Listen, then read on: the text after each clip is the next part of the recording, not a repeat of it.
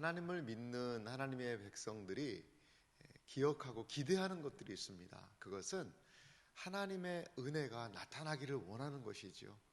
하나님께서 나의 이 상황에 개입해 주십시오. 하나님께서 나의 이 상황에 자비와 긍휼을 베풀어 주십시오. 이것이 하나님의 백성들이 하나님을 향하여서 기도하는 바가 아니겠습니까? 하나님은 반드시 우리의 상황을 기억하시고 아시고 개입하셔서 하나님의 의를 드러내실 것입니다. 이것이 바로 우리 믿는 자들이 하나님을 향하여 하는 너무나도 중요한 기대입니다.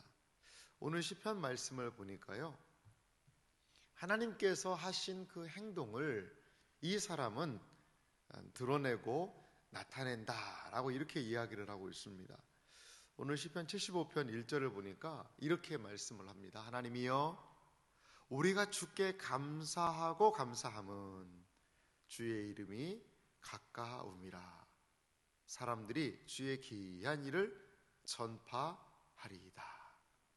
하나님, 우리가 주께 감사하고 감사함은, 이 감사라는 표현은 사실 찬양이라는 표현하고 너무나 가까운 표현입니다. 그러니까 다른 표현으로 얘기하면 우리가 주께 찬양하고 찬양함은 무엇 때문일까요? 주의 이름이 가까움이라. 여러분, 이름이 가깝다라는 표현은 무슨 말일까요?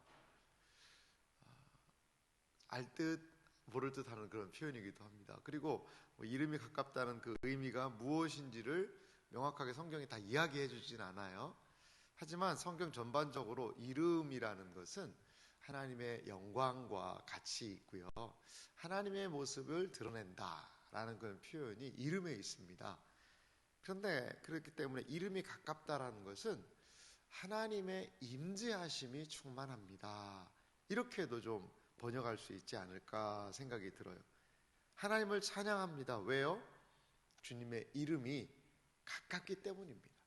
주님의 임재하심이 충만하기 때문입니다. 이렇게도 이 말씀을 생각할 수 있을 것 같습니다. 그러면서 사람들이 하는 게 있어요. 주의 기이한 일들을 전파하나이다. 이 기이한 일들을 전파하나이다 라는 것의 그 원어의 의미를 좀 이렇게 살펴보니까 하나씩 하나씩 열거합니다, 이런 뜻이 있더라고요. 그러니까 많은 사람들이 하나님이 하신 일들을 하나씩 하나씩 열거합니다. 주의 기이한 일이라는 것은, 성경의 기이한 일이라는 것은 하나님께서 하나님의 백성들에게 행하셨던 놀라운 일들을 보통 이렇게 이야기를 합니다. 하나님께서는 어떠한 일들을 행하셨습니까? 출애굽의 놀라운 역사를 하셨거든요. 그 기이한 일입니다. 하나님께서는 홍해를 가르셨잖아요. 기이한 일들입니다. 하나님께서는 이렇게 기이한 일들을 이 세상에 베풀고 계시고, 주의 백성들은 그것을 기억하며 하나씩 하나씩 곱씹으며 그것을 열거한다라는 것입니다. 사랑하는 성도 여러분, 우리가 기억할 것이 있습니다. 그것은 하나님께서 하신 일이 무엇인지를 기억하는 것. 이것이 바로 신자들이 할 행동입니다. 성경 안에서 행하셨던 하나님의 일을 기억하는 것도 중요하고요, 또한 여러분, 우리 인생을 좀 살펴보세요. 지금까지 지내온 것 주의 크신 은혜라. 하나하나 열거해보면 하나님께서 하신 일들이 너무나 많지 않습니까? 여러분, 그것을 고백하며 감사하며 찬양하는 것, 이것은 바로 주의 이름에 가까운 삶이라는 거죠. 지금 사단이 하는 것은 무엇이냐면 늘 발목 잡기를 하는 것 같아요. 네가 된 게 뭐가 있냐? 이것도 안 되고 저것도 안 되고 이것도 힘들었고 저것도 힘들었고 온통 억울한 것들만을 생각나게 하는 것, 이거 사단이 우리의 영혼에 주는 그런 미혹입니다. 그런데요, 가만히 뒤로 돌아보면 그렇게 안 된 것 같지만 또 그렇게 많이 안 된 건 또 아니잖아요. 지금까지 올 수 있도록 하나님께서 밀어주시고 끌어주시고 피하게 하시고 이름을 가까이 은혜 주셨던 것이 얼마나 많나요? 그걸 기억하면 지금까지 지내온 것 주의 크신 은혜입니다라고 우리도 고백할 수 있을 것 같아요. 여러분, 주의 이 은혜를 생각해 내십시오. 그리고 또한 사단도 어떻게 할 수 없는 주의 앞으로의 미래를 소망하십시오. 미래를 소망하십시오. 고작 사단이 할 수 있는 일이라고는 미래, 과거에 대한 것에 대한 부정적인 생각을 주는 겁니다. 사탄은요, 우리의 미래에 대해서 결코 어떻게 할 수 없어요. 우리의 미래, 신자의 미래는 하나님의 손에 달려있음을 여러분 믿으시기 바랍니다. 이것이 우리가 바라보는 하나님의 이름의 역사입니다. 주님이 하시는 그런 일들, 이 귀한 일들, 이러한 부분이 2절은요, 심판이라는 표현으로 좀 구체적으로 나오고 있습니다. 주의 말씀이 내가 정한 기약이 이르면 내가 바르게 심판하리라. 하나님께서 그렇게 말씀하셨다는 거죠. 정한 기한이 이르면 바르게 심판하리라. 이 정한 기한이라는 것은 어떤 것인지는 좀 여러 의미들이 같이 있는 것 같아요. 어떤 사람은 이것이 이 세상의 최종적인 심판을 얘기할 거다 라고 이야기하는 사람이 있고, 아니면 이것은 어떠한 때, 이스라엘 백성으로 이야기하면 출애굽은 이스라엘 백성에게 구원이었지만 출애굽은 애굽 백성들에게는 심판이었거든요. 이렇게 하나님께서 역사의 어떤 때의 심판을 베푸시는 것이 아니겠는가. 저는요, 둘 다인 것 같아요. 하나님이 오래 참으시는 분이십니다. 아주 오래 참으시는 분이죠. 하지만 어떤 악이 융성하고 차오르면 하나님께서 한번 그것들을 쏟아내시는 과정들이 분명히 있는 것 같아요. 이 세상에 악이 차오르면 그 더 이상의 하나님께서 인내하실 수 있는 그 마지노선이 있는 것 같아요. 그걸 넘으면 그럼 어떻게 되는 거예요? 하나님의 불같은 심판이 임하는 것이죠. 최후 심판이 아니더라도 말이죠. 역사적으로 그런 일들이 왕왕 있었습니다. 소돔과 고모라 같은 경우도 그렇거든요. 그 악이 가득 차서 더 이상 하나님께서 그냥 두실 수 없는, 일반 은총의 영역에서도 더 이상 두실 수 없는 겁니다. 그리고요, 여호수아로 말미암아 이 가나안 땅이 점령이 되지 않습니까? 그것에 대해서도 뒤집어 보면요, 아브라함에게 하나님이 이렇게 얘기했어요. 아모리 사람의 죄가 아직 관영하지 아니했다. 좀 어려운 표현이 창세기 15장에 쓰여 있는데요. 이 아모리 사람, 그 땅에 사는 사람들을 아모리 사람으로, 가나안 땅에 사는 사람들을 이야기하는데요. 그 아모리 사람들의 죄가 관영, 아직 차지 않았다는 겁니다. 그러니까 가나안에 이스라엘 백성이 사는 거는 점령해서 정복해서 하나님이 주신 것은 하나님의 약속이기도 하죠. 하지만 그 가나안 땅이요, 너무나 더럽혀진 거예요.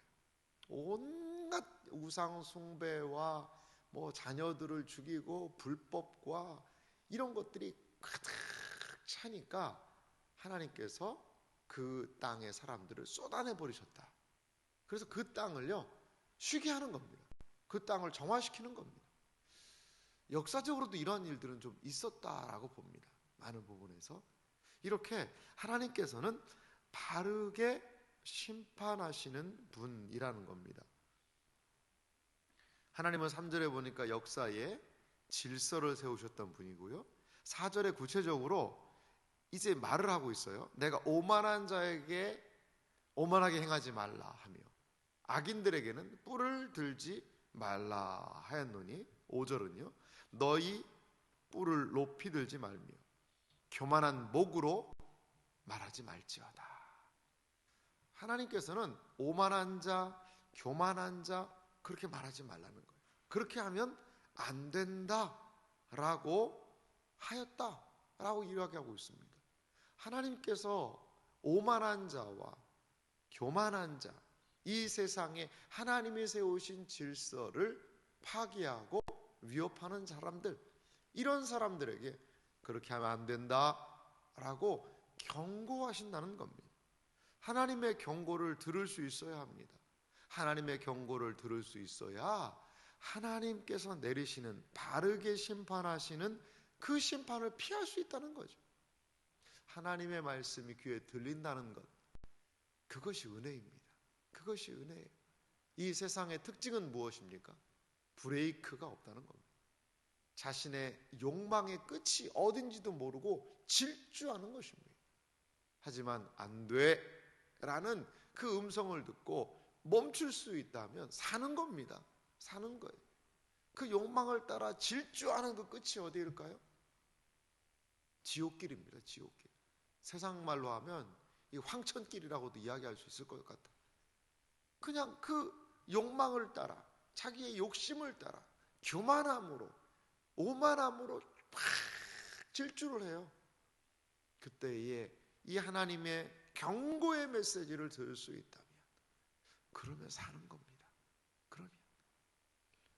그래서 하나님의 심판에 대해서 7절 보십시오. 오직 재판장이신 하나님이 이를 낮추시고 저를 높이시느니라.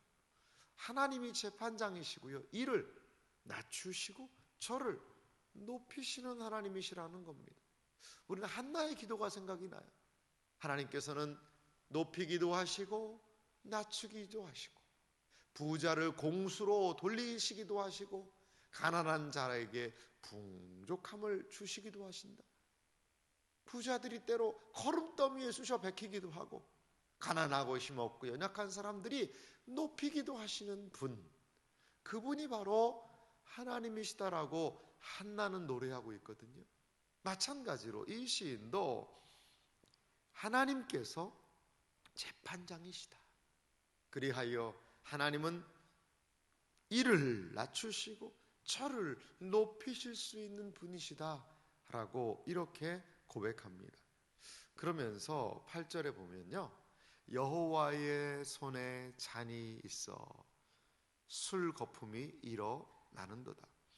속에 섞은 것이 가득한 그 잔을 하나님이 쏟아내시나니 실로 그 찌꺼기까지도 땅의 모든 악인이 기울여 마시리로다. 여기 보면 좀 독특한 표현이지 않습니까? 여호와의 손에, 하나님의 손에 뭐가 있냐면 술잔이 있대요. 근데 술에서 막 이렇게 거품이 일어난답니다. 그런데 이 잔을요, 찌꺼기까지도 땅의 모든 악인이 기울여 마신다는 겁니다. 이 술 좋아하시는 분은, 야, 나도 하나님이 주시는 그 술 한 잔 받아서 마시면 좋겠네. 왕이 뭐 백성들한테 뭐 술을 한 잔씩 주면 그건 영광일지 모르겠습니다만, 오늘 여기에서 여호와의 손에 이런 술잔이 있다는 것은요, 그것은 하나님의 이게 진노의 잔입니다. 이 요한계시록에 보면 백성들에게 하나님이 심판하실 때 이 진노의 잔을 기울여 마시리로다, 이런 표현이 있습니다. 이거는 그냥 아이고 술 한잔 마시네 그런 것이 아니라, 거품이라는 것은 하나님의 진노가요 막 부글부글 끓어오르는 겁니다. 그것을 이 땅에 누가요? 모든 악인이 기울여 마시게 된다는 겁니다. 사랑하는 성도 여러분, 악에 대한 하나님의 심판은요 분명하고도요 명확합니다. 결코 악으로 설 수 없으며, 결코 악을 행하는 것을 가지고 하나님의 인정을 받은 사람들을 속일 수는 있겠지요. 하지만 악은요 분명히 드러나게 되어 있다는 것입니다. 드러나게 되어 있다는 것. 범죄는요, 완전 범죄 그런 거 없습니다. 그런 거 없어요. 숨어있던 악이 혼자 그 악으로 해서 내가 혼자 이렇게 저질렀지, 다 드러나게 되어 있습니다. 드러나게 되어 있어요. 사람들이 찾아내지 못하면요 하나님이 찾으십니다. 하나님은요 그 모든 것을 다 하감하시고 불꽃 같은 눈으로 그 모든 상황을 알고 계시는 하나님이시라는 거예요. 사랑하는 성도 여러분, 우리 하나님을 기억해야 합니다. 하나님을 오늘 시인은 재판장으로 바르게 심판하시는 분으로 생각을 하고 있습니다. 그리고 기억하고 있습니다. 하나님이 이 공의로운 심판, 그것이 열방의 모든 이 세상의 악을 완전히 없앨 날이 있을 것이라는 것을 기억해야 됩니다. 우리는 어디에 속해 있어야 될까요? 우리는 하나님께서 심판하고 그 진노의 잔을 기울여서 심판하는 그 대상에서 여러분 멀리 떨어져야 합니다. 악을 행하고 교만을 행하고 오만을 행하고 목이 곧고 교만하여 하나님의 말씀을 듣지 않고, 여기 오늘 본문에 보니까 5절에도 이 뿔이라는 표현이 등장하는데요, 악인들은 뿔이 났다 그러한 의미만이 아니라, 오만한 자가 막 뿔이 났다 이런 표현이 아니라, 이 뿔은요 힘과 능력을 상징합니다. 힘과 능력을 상징하는 거예요. 권력과 위험을 상징하는 이 뿔이, 그 뿔이 그들에게 있는데 그 뿔을 들지 말라는 겁니다. 이 세상에서는 권세를 잡고 권력을 잡아서 그 뿔을 휘두릅니다. 근데 하나님께서 그 뿔을 제거해 버리시겠다는 겁니다. 9절 말씀 보면요, 나는 야곱의 하나님을 영원히 선포하며 찬양하며 또 악인들의 뿔을 다 베고 의인의 뿔은 높이 들리로다. 야곱의 하나님을 영원히 선포하며 찬양하는 것. 우리 하나님의 이 재판장이신 하나님, 하나님은 바르게 심판하시는 하나님이심을 기억하고 알며 억울한 일을 만나도 그 하나님께 아뢰이고, 이 세상이 무질서하게 돌아가는 것 같지만 정한 기약이 이르면 내가 바르게 심판하리라. 하나님 그 약속을 주여 속히 이루어 주소서 라고 불법한 세상을 향하여 우리 신자들은 기도할 수 있어야 할 줄 믿습니다. 악인의 뿔은 다 배임을 당할 것입니다.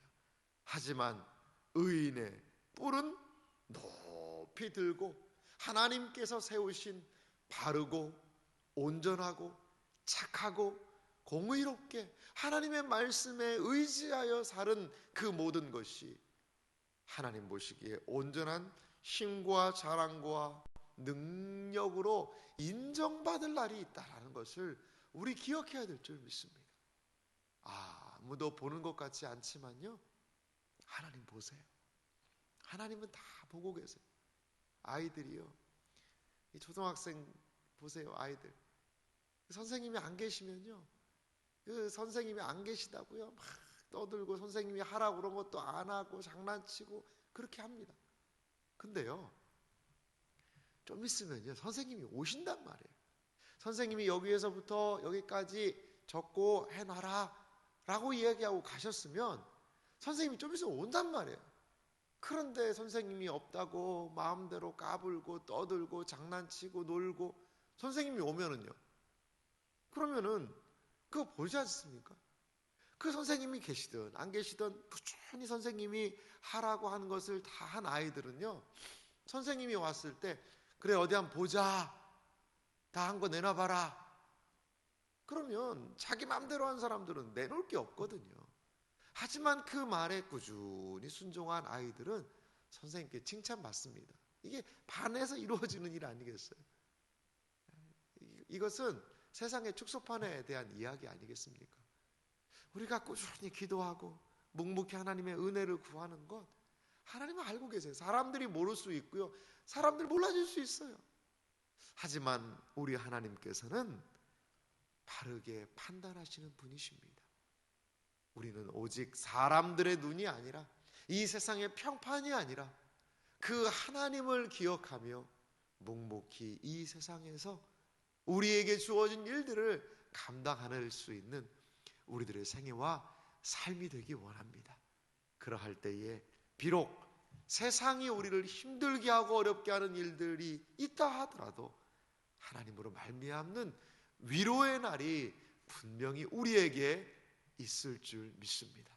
이런 놀라운 하나님의 은혜의 역사가 경험되어지는 우리들의 삶이 되시기를 주님의 이름으로 축원합니다.